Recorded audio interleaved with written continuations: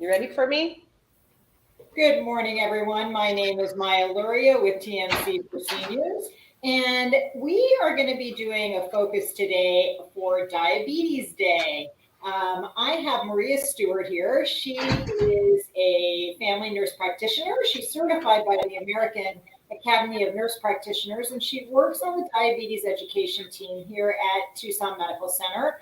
She helps to provide one-on-one and group training for everything that you need to know about diabetes. So today she's going to be presenting on the newest information on type 2 diabetes with a review and updates for us this morning. So welcome, Maria. Thank you. Thank you guys for coming out. Just so everyone is aware, we do have an in-person audience as well as an online audience today. So if you have any questions for Maria, please leave them in the chat and I will get those answered when Maria is done with her presentation. I'm going to go ahead and put your presentation up for you and you should be good to start, Maria. Okay, so as Maya said, I am a diabetes specialist in the hospital here at TMC.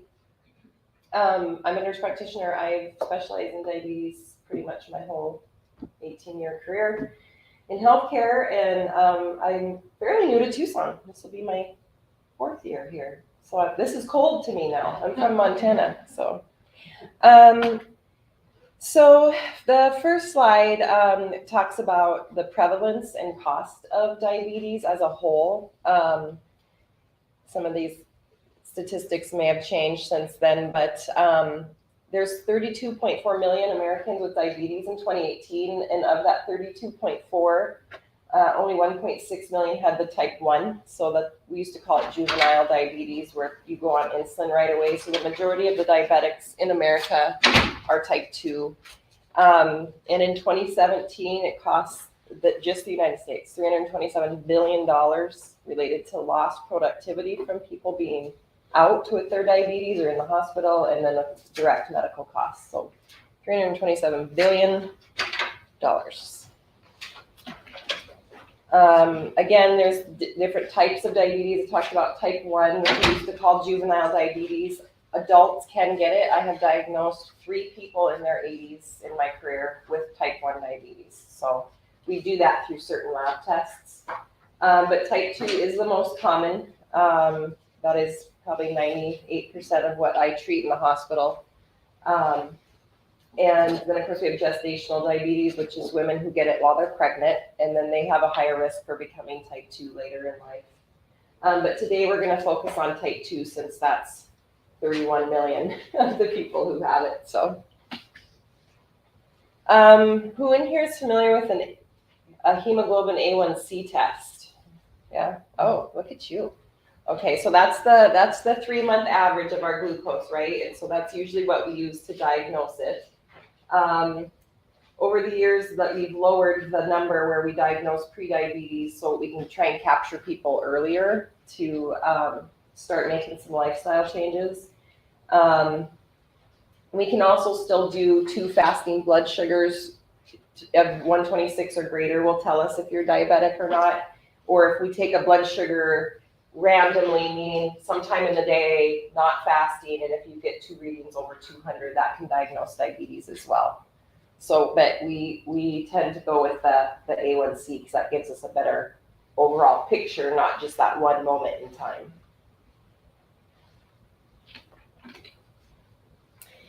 So with type 2 diabetes, multiple different things happen in your body. And in some of this maybe is a little too medical, but our pancreas is the organ responsible for insulin, only a tiny piece of it. The other rest of the pancreas does other functions in your body.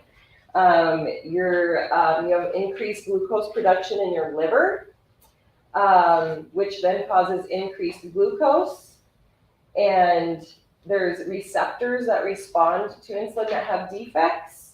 And then you end up with, who's heard of insulin resistance? So what that means is you make insulin just fine. Your cells are just resistant to it. And then that loop starts over again. And then your body thinks, oh, I need to make more insulin because my body's telling me I don't have any, but you do. You just don't use it effectively, and then you end up with type 2 diabetes. So it's important to note the different areas that are impaired or affected by type 2 diabetes, because the new things I'm going to talk about today are new medications, and they work on different parts of this cascade. So there's modifiable risk factors for type 2 and non-modifiable. So things you can change, things you can't change. Things you can't change are the things your mom and dad gave you. So if you have genes, you can thank them for that. Age, as we age, all of our organs kind of start to have some issues. So if your pancreas kind of slows down its insulin production, that's just can be part of aging. And then certain races have higher risk. So African Americans here, our Hispanic population is quite large, and so we see a lot of diabetes in that population as well. And then your risk goes up after age 45. For most everything after 45, I swear, I feel like after 45, everything just kind of falls. So generally with type 2 diabetes, we can treat it with I forgot to go over the modifiable risks. Weight, your diet, your activity level, and then things like hypertension and hyperlipidemia, that can put you at higher risk too. So work on, weight loss, healthy foods. I'm not going to get into that because that's your topic, correct, Letty? But she'll go over, the diets more when she comes up. And then just moving, I always tell my patients, you don't have to wake up one day and say, I'm going to go run 3 miles today, and you've never worked out before. It's not going to happen. So you set yourself up to fail. So make small goals. I'm going to start by walking 10 minutes 3 times a week. And then once you make that a habit, then build on that. So it doesn't have to be these huge changes all at once, because it's just, none of us, it just sets us up to fail. So start small if you're not already active. That's a big one. That's a huge one. So usually with type 2 diabetes, we will treat with, if the modifiable changes in your life don't get you to your goal where you want to be, then that's between you and your provider. We will start with oral medications. The most commonly used medication that's been around forever is metformin. So I'm sure how many people are familiar with metformin. Okay. So some symptoms people might have is they can be just kind of generalized. You may not be able to pinpoint what's wrong, but a lot of people will complain about what, once I see them in the hospital and they've been diagnosed, they go, oh yeah, I did it. I was really tired. I had blurry vision. I had a dry mouth. I, was drinking all the time, couldn't get enough to drink. I was getting up in the night to pee 3 or 4 times. My limbs felt heavy, so you might hear those symptoms, and when you put them all together, oh, it makes sense. And so a lot of people, when they're diagnosed, with hindsight, go, oh, this has been going on for quite a long time. And a lot of times the people I see in the hospital didn't know if they're new diagnoses in the hospital, it's because they came in for something else. Say they came in for a surgery or a procedure, and they checked an A1C, and they found out they were diabetic. So a lot of times they don't even realize they have it until they're coming into the hospital for some other reason. It's really, really common to find it that way, especially post-heart procedures. I feel like we find a lot of them that way.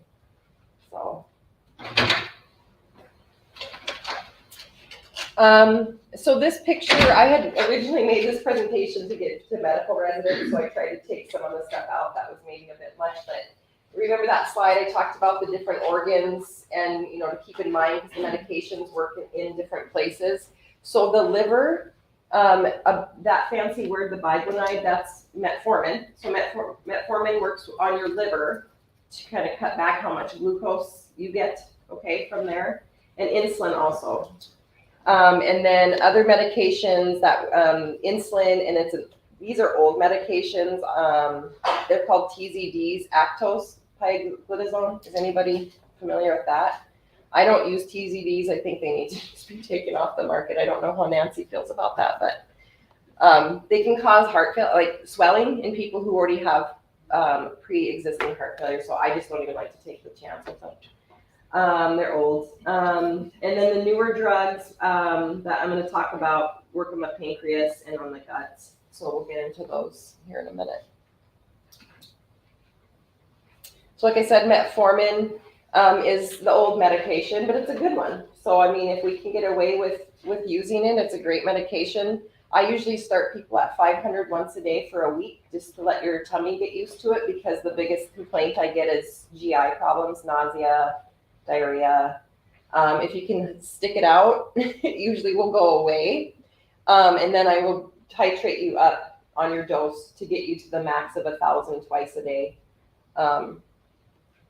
A little tip too is if you guys are on metformin and you're having GI symptoms, see if you can get the extended release prescribed to you from your doctor. It's sometimes better on the stomach, just depending on the patient. It does not cause hypoglycemia. I hear so many people say, oh, I stopped my metformin because it caused low blood sugars. It does not cause, on its own, if that's the only thing you're taking for diabetes, it does not cause hypoglycemia. So if you're having symptoms of low blood sugars, you might want to take that up with your provider, because it's not that medication. It helps with weight loss. It's not a huge weight loss profile, but it does help. It helps with your cholesterol. So I mean, it has a lot of good things going for it, and it's pretty affordable. You can get it for $4 at Walmart if you don't have insurance. So the other medications are sulfonylurea. These do cause low blood sugar. So again, I'm not a big fan of these in certain populations, especially as you get older, because hypoglycemia is very detrimental the older you get. It leads to increased risk for falls. So this I use with caution. Depending on the patient, it increases the amount of insulin that you will make on your own. So therefore it can cause low blood sugars. This really needs to be taken with food. So if you're prescribed it, don't take it and then skip your meal. You got to eat something with it. Okay. And then you really should be checking your blood sugars, 2 to 4 hours later, just to make sure that you're doing okay. Or use a continuous glucose monitor, which we will get into here in a bit. So again, caution with this one as far as I'm concerned, but it's still a good medication to use. And usually this will be the second line therapy that we add to metformin if we're not getting you to your goal. And again, that goal for your A1C, the ADA recommends less than 7, but as people get older, I'm happy if it's 8 or less. And that the ADA agrees with that in some situations too, just depending on everything else. It's individualized, but those are kind of what you can keep in mind as targets. All right, so what's new? GLP-1s. So this is these are non-insulin injectables. Okay, so the medications that you take, like, has anybody heard of Victoza, Byetta, Bydureon, Trulicity, Ozempic? These are hot right now. They're the latest and greatest thing. Most of them are taken once a week, other than Victoza is daily. They are really good with weight loss. We're seeing that they have good cardiovascular outcomes too for patients with heart conditions. And it helps your body in a couple different ways. So remember, we talked about the different organs that get affected with diabetes. So it helps decrease the rise of your blood glucose, helps your pancreas make more insulin, and it works on the liver. Plus, like I said, it helps people lose weight. And so with weight loss comes less resistance. So you won't be as resistant to your own insulin that you do make. Nausea is the big thing I hear from these medications. But again, if you can stick with it, generally that will go away. And these medications are titrated very slowly. Like you start on a starting dose for once a week for a month on most of these, and then we can bring up the dose, as you need it. So who's familiar with these and has seen all the commercials that are all over? Yeah, they're everywhere, aren't they? But they're not insulin. I just want to drive that home because I have a lot of people come in and tell me, oh, I'm on insulin. I take it once a week. And that's the key to me that lets me know that they're on one of these medications. So, And then the other medications, these are the fancy drug class names for them. Januvia and Tradjenta. Is anybody familiar with those medications? Okay. Pill. It's a great medication. I would say if I was doing outpatient, this would probably be my third line therapy, depending on the patient. So metformin, maybe glipizide, the ones I said that cause low blood sugars, because you look like a young crowd. Like, I think you guys would be fine on those medications. And then maybe one of these before we went to an injectable, just depending, but it just depends on your provider. Again, it helps your body produce and use its own insulin more effectively. So again, this is a medication that does not cause hypoglycemia. Okay. Can cause pancreatitis. I think I've seen it twice in my patients, but they already had underlying issues with that before. So, and then they came to me on these medications. It happened again, so I discontinued them, but it's a good medication. And then this is the other big one that this is new. I have mixed feelings on these ones, but that's a personal choice. This medication, anybody heard of Invokana, Jardiance? Okay, the Flozins. Okay. It's one of the newest drug classes. Its big thing right now is that they're finding that it's very, very helpful, again, for those with heart issues and even some kidney issues. So it works by, you literally just pee out your sugar. Your body doesn't absorb, it just gets taken out in your pee. And so your blood sugars, you will see a good drop in your blood sugars. I mean, it works well. The problem with it is, so with high blood sugars, if you can get infections, right? Bladder infections, yeast infections, wound infections. And so you're peeing out all this sugar, especially for females. I see a lot of UTIs and a lot of yeast infections because sugar.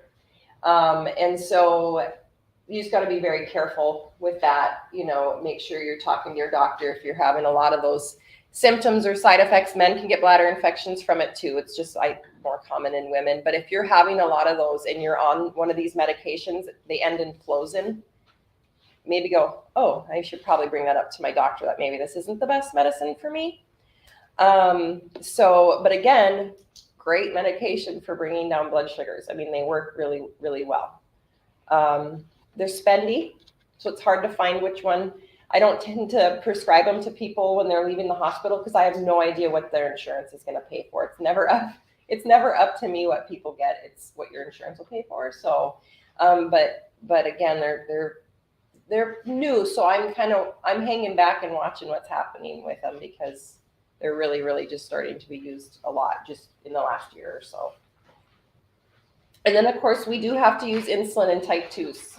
It's not anything you did wrong. I have a lot of patients say, well, what did I do, or what, happened, or type 2 diabetes can progress to where you need to be on insulin. Sometimes you just need to be on it for a short amount of time while let's say you're diagnosed and your A1C is 12, which is way above where we want it, right? Of the stat 7 to 8 we talked about. I might have to put you on insulin for a while, plus start an oral medication just to get that number down, so maybe you come off of it in 3 to 6 months. It just depends, but it's okay. Insulin's a hormone. Your body's supposed to have it. Insulin has a bad rap. But, we take thyroid replacement, we'll take estrogen replacement, we'll take testosterone replacement.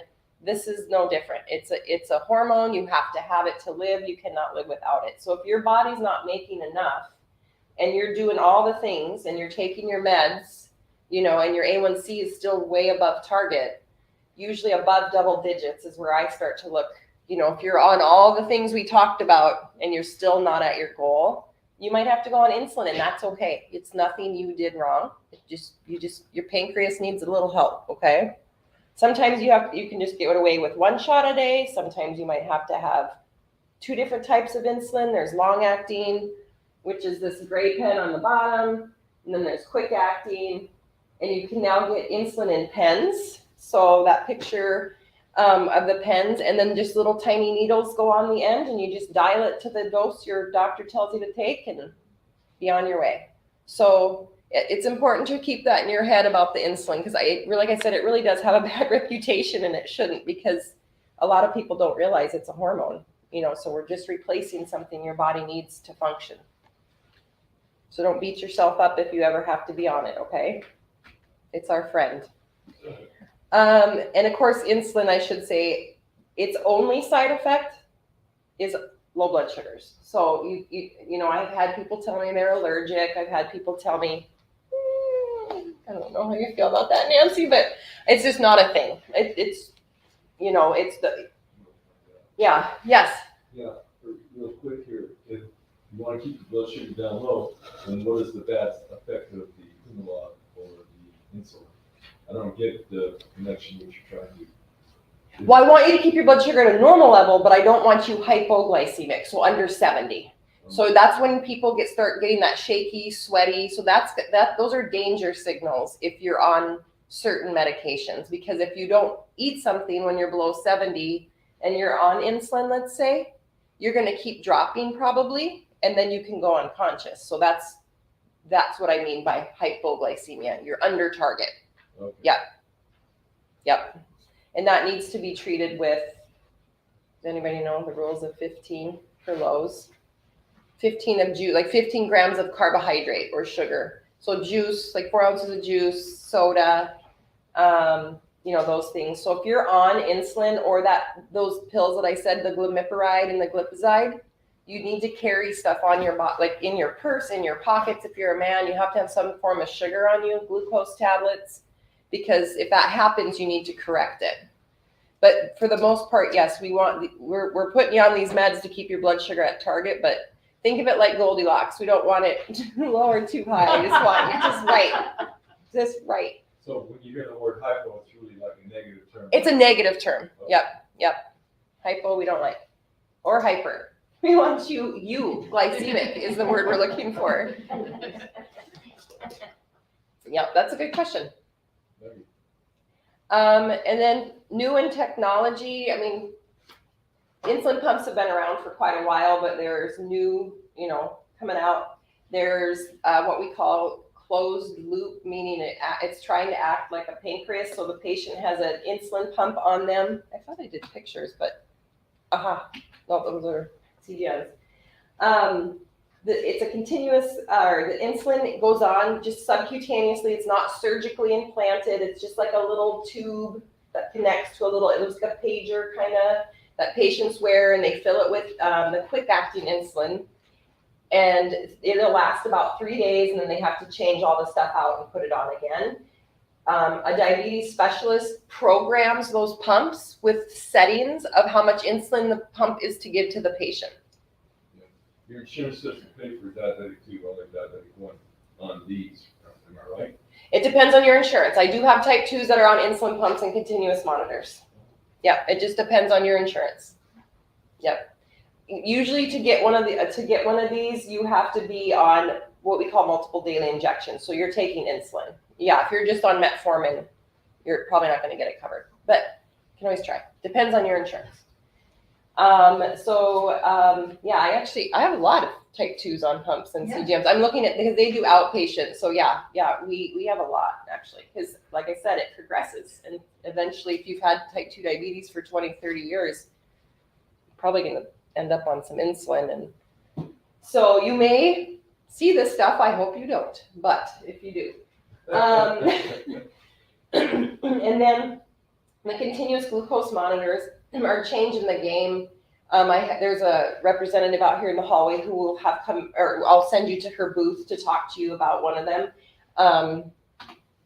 So the Dexcom G6 is very, very techy. It links to one of the insulin pumps I was talking about. They talk to each other. So this thing goes on the person's body. Usually they put it on their arm or their abdomen, and it is sensing their glucose. And I'm not a tech person, but through this cloud, you can have a loved one who can watch your blood sugars on their phone as well. So it will alert at the patient if they're dropping or going high. Again, those settings are programmed usually by a diabetes specialist or an endocrinologist. But that Dexcom G6 can be worn without a pump, and it just comes with a receiver, and you can look at it, and it tells you your blood sugar anytime you want without poking yourself.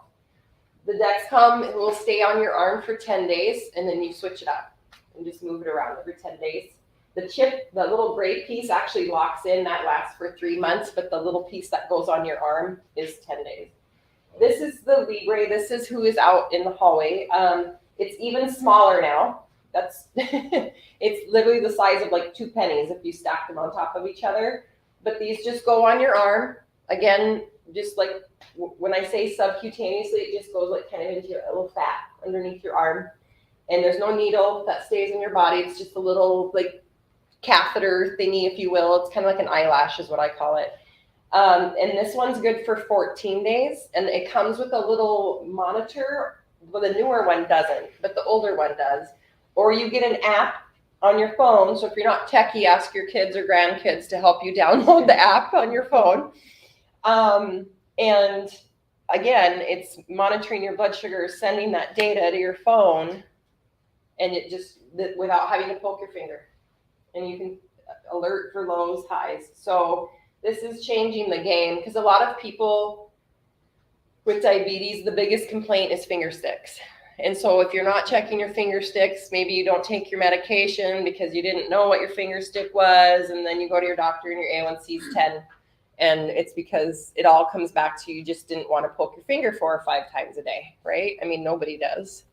So we're hoping, I think they're getting a little, they deal more with outpatient. So I'm just like, are they looser with if you have coverage? a Costco, if you go to Costco, and you have you pay your, you can get them for $55 for a month. It would be 2 of them, and that would last you a month. Mm-hmm. If you don't have, But they need a prescription for sure. you have to have a prescription. And just to put that into perspective, most test strips, the statistics probably changed since I last looked, but like the test strips, so let's say you are on insulin and you have to check 4 or 5 times a day to know what dose to take. Those test strips are about $1.25 a piece. So if you think $55 a month to not ever have to poke your finger, 2 pokes a month versus what's 4 times 120 finger sticks a month versus 2 for $55. I mean, it is expensive, but I mean, you just got to kind of weigh, like, is this going to make my life, oh, sorry. Oh, I was just going to ask if you could repeat what they said for the online. Oh, sure. Yeah, sorry. I was asking our outpatient diabetes educators, since they do more prescriptions for these. I mean, I used to write the prescription, but sometimes I never hear what happens once they leave the hospital. You can go to Costco and get the Freestyle Libre for $55 for 2 sensors. That's the little piece that goes on your arm, and that would last you a month. So that's the information the outpatient ladies were sharing with us, in case you couldn't hear it out in the virtual world. So yeah, so keep that stuff in mind. I mean, these are good questions to ask your provider, depending, I don't know your guys' regimen, but if you're having to poke your finger multiple times a day, if you think this is something you can afford, or maybe just try it, have them send it through your insurance. Worst case scenario, they say no, so we can always do what's called a prior authorization too, where we get on and like yell at your insurance company and tell them why you need it. And then this is the most important slide as far as I feel as an inpatient person. The complications are preventable. You don't get diabetes complications because you have diabetes. Why do you think you get them? Lifestyle. You're not following it. You're not following a prescribed regimen. If you take care of your diabetes from the moment you find out you have it, you can live with 0 complications. And I've seen it many, many, many times. I personally have a sister that's had it since she was 2 and she's 55. She has 0 problems. She's been on insulin for 3 years. So, it's you just gotta hit it. Some of my mentors have been diabetic since they were children, and they're in their 60s, the diabetes specialists I trained with. So, I mean, it's totally preventable. So just do your best, stay on top of it, go to your appointments, check your finger sticks until you can get a continuous glucose monitor, and you'll be fine. You know, you'll get to avoid a lot of the problems. You hear those scary stories, you know, about kidney failure and wounds and amputations, and I mean that stuff. You don't have to be there. I just like people to know that it's not, I have diabetes, this is how it ends. That's not how it works. Okay, you can do it. Yes. How do you connect with you people? How do you? With you people, like, do we have to have our doctor? Well, you don't want to see me because that means you're sick in the hospital. But yes, to see the outpatient people. If you get a referral from your doctor, I think, right, Nancy? Yeah, you need a referral from your primary care doctor to come to diabetes outpatient. Yeah. You can either see me or Leticia. Yeah, so the question was to you people in the virtual world, how do you get in touch with the outpatient educators? Like I said, you don't want to see my face because then you're in the hospital. So have your doctor do a referral to the TMC outpatient diabetes, and then you can see Nancy or Letty. They're the diabetes educators outpatient. And you know, I'm gonna have to think on if, What was the question? I don't know, how to get a hold of you guys. Oh, If what I was gonna say was that, give you this flyer. and she's gonna hand out flyers. I don't know. He has the phone number in here. Do you want me to hold one up, Maya, or do you have it? No, it's okay. I actually have Nancy's number here that I can also provide. Okay. So, yes, Okay. so we'll do that. I do have a couple of questions Sure. that came in that I wanted to ask Maria before we turned it back over to the room. What type of diet, if you've maybe been diagnosed with gestational diabetes during your pregnancy, should you really maintain in order to avoid getting diabetes in the long run down the road, like permanently? Well, Letty will talk about diet, but just to quickly answer that, there is a gestational diet specifically for while they're pregnant, and then afterwards they should probably just follow what we would tell a type 2 female, which would be about 45 grams of carb per meal. And so that's just a quick overview of that. But Letty is going to go over the diets. But yeah, the general, I think all people should eat like they're diabetic. So, I mean, I just tell all women 45 grams of carb a meal is plenty when they're not pregnant. When you're pregnant, there's different rules. Okay. And another question would be is maybe trying to find the best medication for somebody who has been diagnosed with type 2. Obviously, you went through quite a few different types of medications. How do you, when you're talking to your doctor, if you're not sure if the one you're on is working, how do you get them to start you maybe on a new medication? And, what's the best guidance to maybe provide somebody who has been diagnosed? Oh, that's hard to answer because it's really dependent on the person.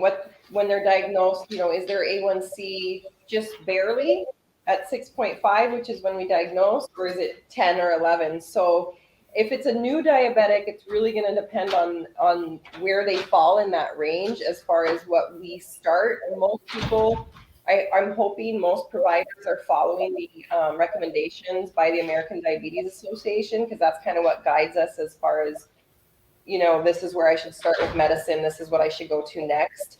But to have that conversation, when you're having that conversation with your doctor, if you're not at goal and you're having symptoms, I guess the best thing I can say is maybe before you go to your appointment, study these slides, and so that you're, be your own advocate for, this is what I'm having. I've read about this drug. I think this would work well for me. Am I a candidate for that? So I guess, to answer that, just be educated and be your own advocate, and make sure you have a provider that you can have that conversation with that will listen and, be your partner, because this is a chronic illness. It's not going anywhere. So you have to have chemistry and a good primary care provider, to make sure you stay healthy. Great. And I do know Nancy is in the room. Nancy is our diabetes educator for our outpatient program. I don't know if she wouldn't mind coming up just to maybe just share about the outpatient group classes so that people No, because they can help you too to maybe guide, right? As Yeah. far as some different options maybe to ask your physician too. So they do hold classes. They hold them right here at TMC for Seniors. It's on Tuesdays or Saturdays. And they also do one-on-one sessions, which is great because you know, everything is these are physician referred appointments. So keep that in mind. But they have one-on-one sessions for gestational diabetes, for intensive insulin pump therapy or insulin therapy, advanced pump therapy, and nutrition counseling. So Nancy, welcome. I'm sorry to bring you up there, but I did just want to share with everybody, and maybe you can too, just the different types of diabetes classes that you offer. Yeah, thank you. Maya, you kind of told all of it. but yeah, we have, if you come in to see us, you will either see me or Letitia, and we will start you on a meal plan and we'll get you started one-to-one. And then we like to put you in classes, and any Medicare program that you're on, or Medicare Advantage or Medicare, they completely will pay for this. And then a lot of your private insurances cover one-to-one or classes also. We have 4 classes that you go to, and we follow the ADA guidelines. We are a recognized program with the American Diabetes Association. So it's a really good program. So you get a lot of training. You get 10 hours of training. So you might think about it.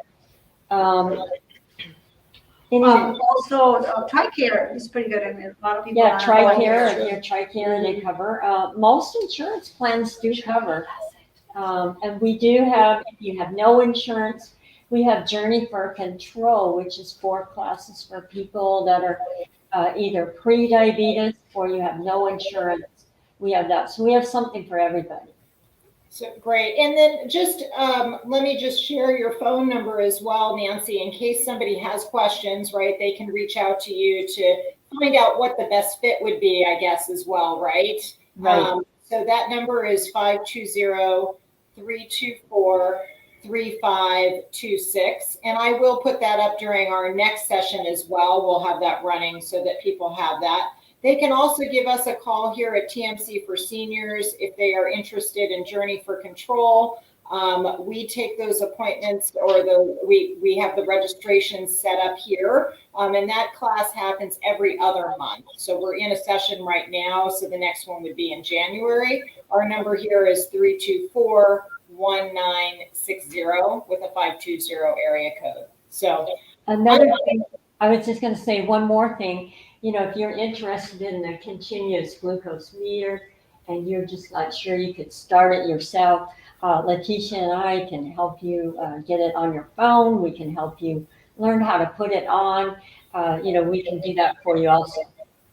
And I'm sure that that's something that people would be very nervous about, you know, trying to figure out the placement and how to change it, right? Since you have and how to download the app on your phone. That's the big thing. Yeah, I think that the app is more complicated. Yeah, the app is the hard part too. Yeah. So yeah, we could help you with all that so that you would know how to do it.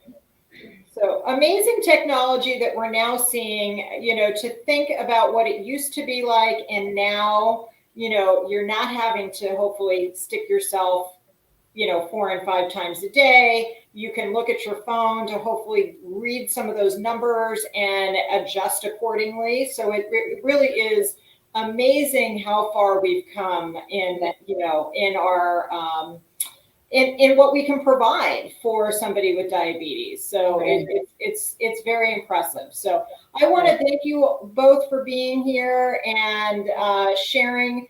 And I will be back with our next class afterwards. I'm going to turn it back over to you, Maria, so you can help answer anyone in the room. Okay? Thank you. So thank you so much for being here today. We do have another class coming up. This class, the next class will be at 11 a.m. It is Eat Better, Get Better Diabetes Nutrition. So we hope to see you then. Thank you.